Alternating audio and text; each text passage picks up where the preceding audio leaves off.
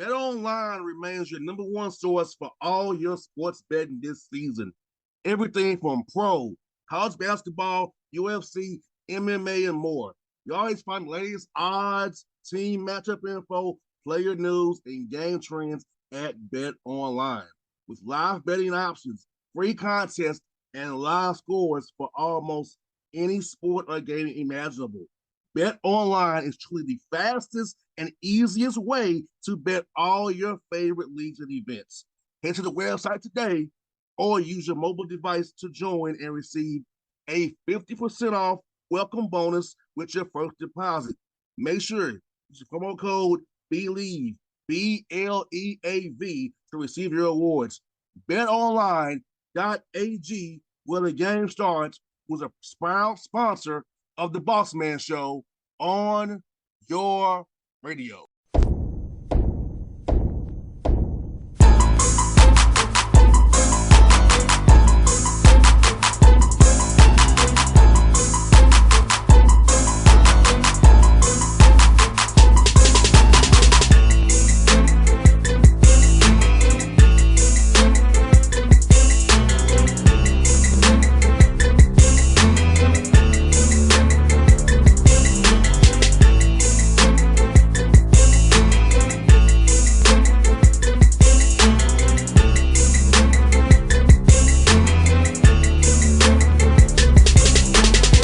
Folks, back on the Bossman Show, friend of the show, Sacramento State Hornets coach David Patrick, doing big things out there, 11-9 on the year. Coach Dave, what's up, man? How's things going out there in lovely capital California, Sacramento, lighting the beam out there, as I hear you got Gall say now. I love it, man. Going awesome, man. Going awesome. It's finally the rain stopped and the sun's out. It's about 60 degrees out here, so life's good so far. I hear that. So I've been asking, man, we got this job here, man. I want to set the tone, set a culture here. Hey, year one, 11-9 already. Talk about that so far, seeing you guys buy into your system, and getting you guys to play the right way as we head towards February into March here.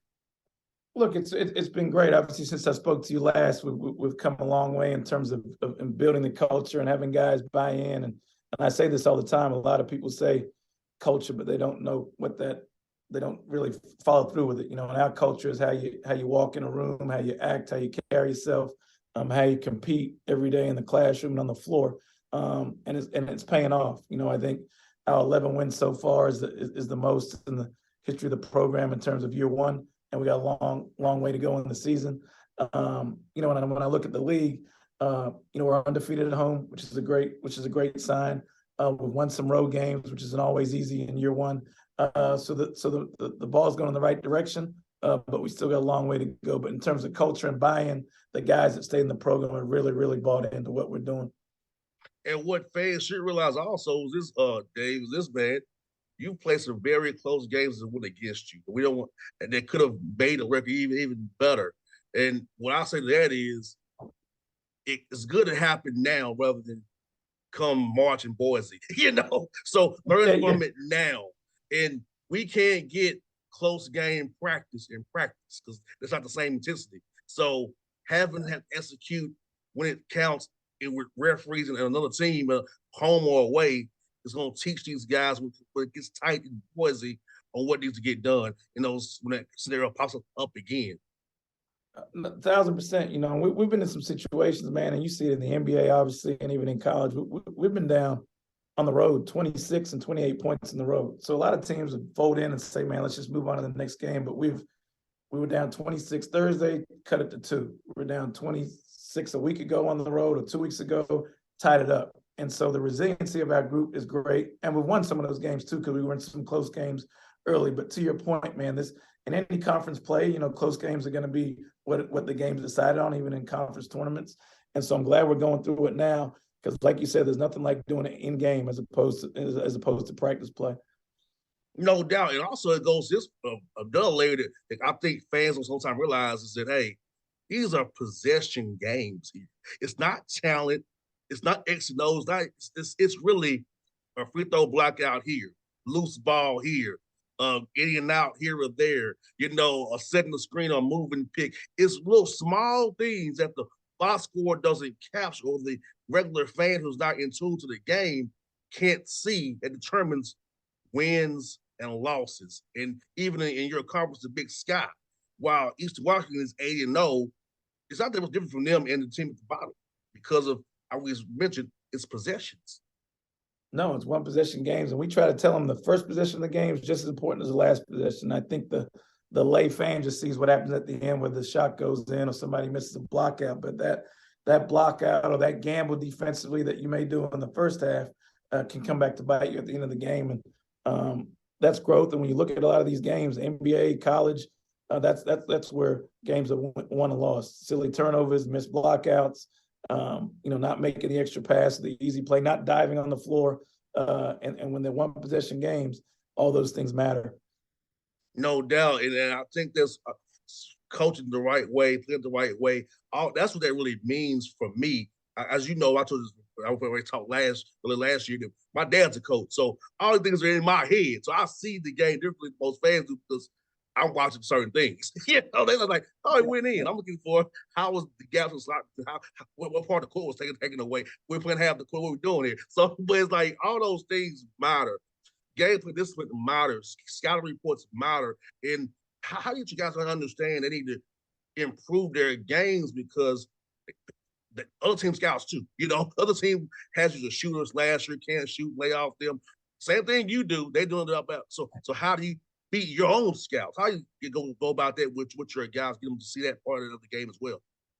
Look, I think we talk about, if you label yourself where you're a shooter or not, all the stuff we've done in the summer and the fall and your input into whether you make shots or don't in practice is going to show up in the games, and so if you're shooting at a high clip in practice, the other team, and you're probably going to have the license to shoot for us in the game, which means make shots.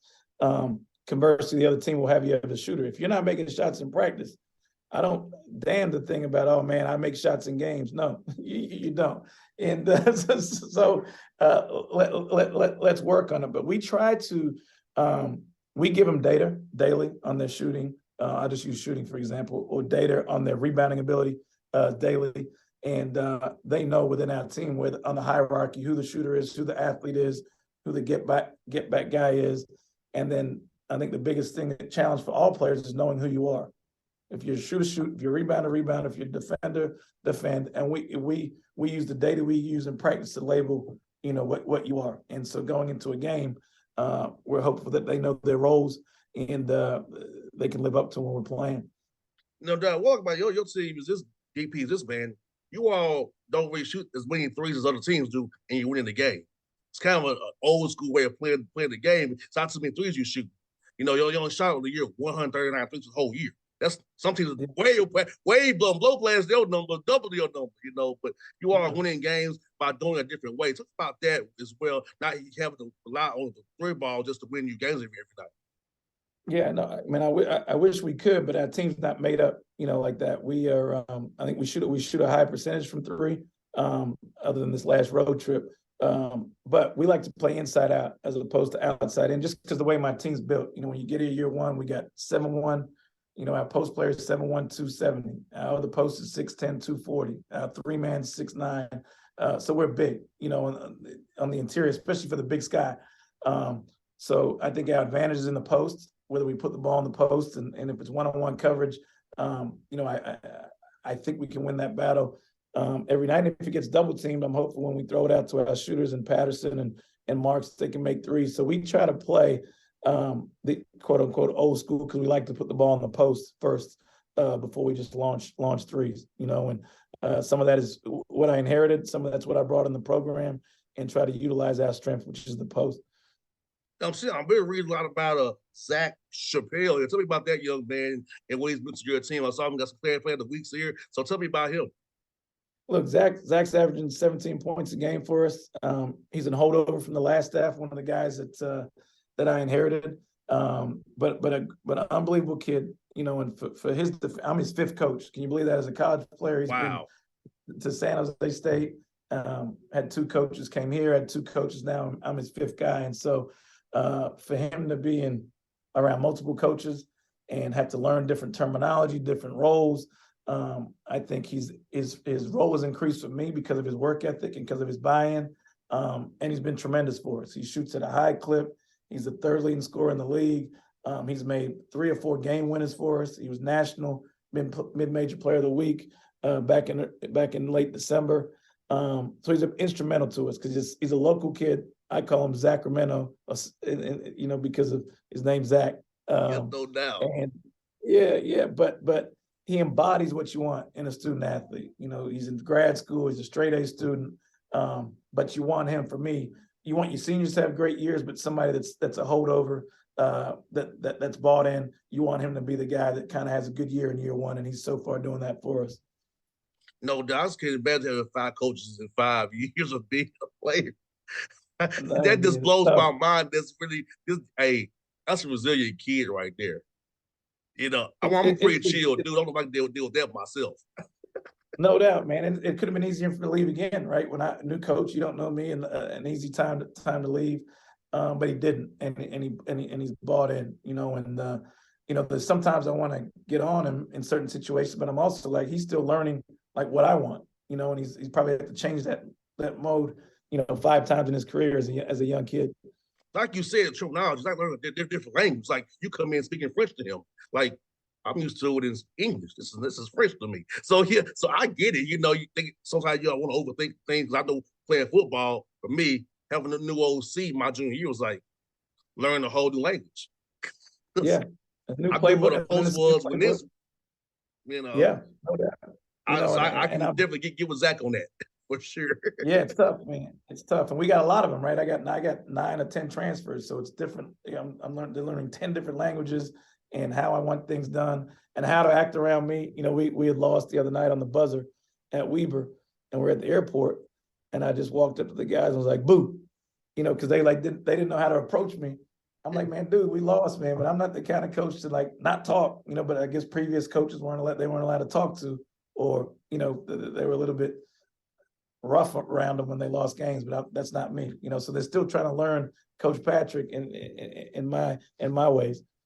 I hear that, man. I also want to ask about Mr. McCray. Almost averaging a double, pretty much 10 rebounds a game, 11 points a game. So you say you have the length to do it on the inside. Look about like it's in the Big Skies, small league, a little faster, got guards here or there. But this kid almost averaging double for you, making an impact both ends of the floor for you. Yeah, look, he was in the top 10 in the country in rebounding going into this past weekend. And I've been fortunate to coach Callum before. Callum's with me when I was the head coach at UC Riverside as a freshman. Now I get him again as a fifth year senior. But he's a load on the block in terms of his size. He's a little bit a poor man's Jokic. Like he can get on the block. He can also play on the perimeter and a really good passer. But has great size and feel around the rim. I think he could average more than he's averaging, to tell you the truth, because he's somewhat unselfish at times in the post instead of putting that shoulder on guys. But a throwback, a lefty that can really score on the post on both sides of his body, and a really, really good passer for his size. No doubt. And what I like about your team is this DPs, this man. You go 8 deep already. You can really go 9 if you need to. And I think when you get the boys in a tournament situation, having 8, 9 guys, when guys get tired of their second night or back to back or that third championship game, hopefully if you get there, you need to have that depth to be able to throw guys out there and not run other guys to the ground on night 1 or night 2.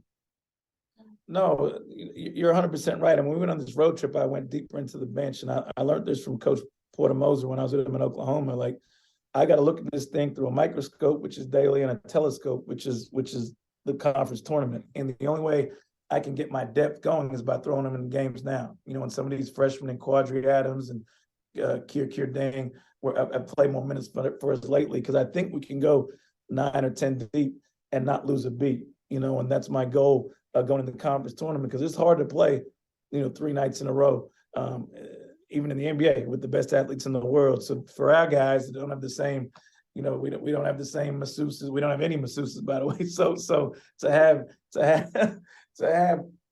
depth, I think, helps you later as March rolls around. You need to call Ice Tray from Oklahoma and say, hey, man, donate us a masseuse. You got that big contract from the Hawks. Come on, Ice Tray. I know, man. I know. I'm just waiting on. I just need one pair of shoes for my man. I'm gonna reach out to his daddy though one time and ask him, can we get some shoes from Trey? I hear that, man. You got a big game this week, man. Montana. Travis DeCutie does a great job up there. Been there for a long time, man. Talk about what you see for those guys on the film as you get ready for this opponent here. God, Travis, you said, is a good friend and a great coach, and somewhat dominated this league. He's been in this league 9 years and been in the top two, probably 9 years in a row. But his team's physical. You know, we lay our hat on being physical. His team's physical and got two bigs and Bannon and Thomas that can really play. You know, so they're coming off a loss against Montana State, so you know they're hungry. On Thursday night we play Montana, and then Saturday we play Montana State. And Danny Sprinkle, who won the league last year. They won 23 games last year, and I think they're second right now in league. And so they're an NCAA tournament team. That'll be a tough challenge for us because we're big. They're probably bigger than us. And so that'll be another good challenge for us. At home, though, this weekend. Hopefully the fans will come by and cheer you all on against my man Sprinkle. Sprinkle's been my guy on my man staff and full to Diedrich. But, you know, hey, I will be very neutral this week because I like both of them. Oh no, we family. You know, the crazy part is we text each other after every game. You know, me, him, Diedrich, we all grew up together when we were starting off as assistants. And so, you know, the neat thing on this journey as a coach, man, is like we're all assistants making no money. You know, just trying to climb our way up the tree. And so, to see Danny doing well at Montana State, to see Trav, who I looked up to as a young coach in the profession, doing well, to compete against your friends. Is great, and it's what you know. You hope all young coaches can be in our shoes one day, doing the same thing. Now we'll ask you about two of you guys you signed in the period here in November. Bowen Beatty, a center from Australia, and Mr. Nunn, a guard from Australia. Talk about those two young men. What they'll be bringing to you guys the Hornets next year, man. Yeah, we're excited with first of all with Bowen Beatty. You know, he's a 7'1", probably 7'2", 4'5" out of the NBA Global Academy and Center of Excellence in Australia. A very skilled athletic post, can play inside out. And the loss of Callum McRae at 7'1", it was hard to find somebody that big. I think Bowen's a little different because he can really run the floor well, really pass. We expected and made an immediate impact for us as a freshman. And then as you talked about, Bailey Nunn, is coming in as a point guard from Australia. Just a heady point guard that can really make shots, can play in pick and roll. He's playing semi-pro over there now for the Knox Raiders, so he's played against men. And I think that the good thing internationally, you get these guys that have played against men. So their freshman year really isn't their freshman year, like a lot of our U.S. kids. And so we're hopeful Bailey can come in and make some big plays for us next year.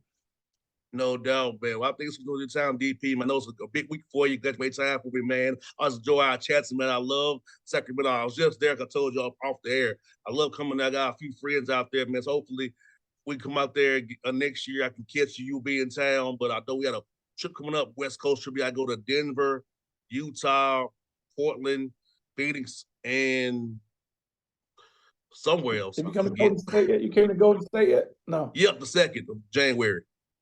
Got it. So you already came to that swing. Well, yeah, I'm gonna catch you somewhere. Yeah, no doubt, no doubt.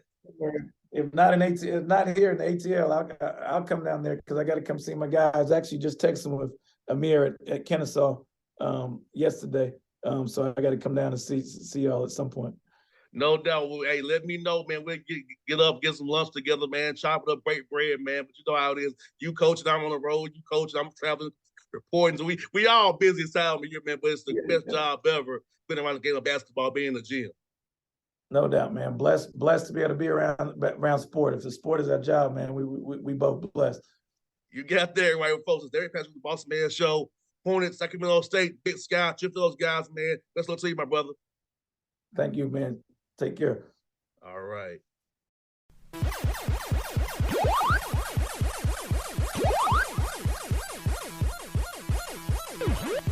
BetOnline remains your number one source for all your sports betting this season.